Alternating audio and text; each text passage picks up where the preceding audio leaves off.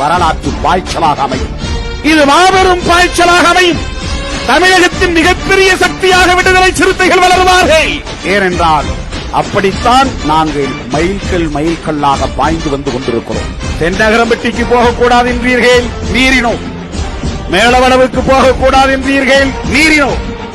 மேலூரிலே பேரணிக்கு தடை விதித்தீர்கள், மீறினோம். சென்னையிலே பேரணி நடத்த தடை விதித்தீர்கள், மீறினோம். கடலூரிலே பேரணி நடத்தக்கூடாது என்று தடுத்தது மட்டுமல்ல, திருமாவளவன் கடலூர் மாவட்டத்திற்குள்ளேயே நுழையக்கூடாது என்று தடை விதித்தீர்கள். அதை தவிடுபடியாக்கினோம். அதே கடலூரில் திருமாவளவன் எங்கள் செல்ல பிள்ளை என்று அங்கீகரிப்பதைப் போல 2.5 லட்சம் வாக்குகளை வாரி வழங்கினார்கள்.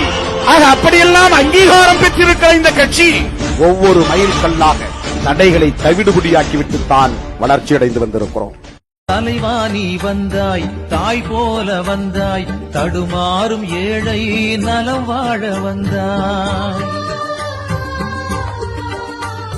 புதல்வா உன் பாதை பூக்காடு அல்ல, பல பாம்பு புற்றை களமாடி வென்றாய். ஆகாயம் கூட அடியோடு வீழும்.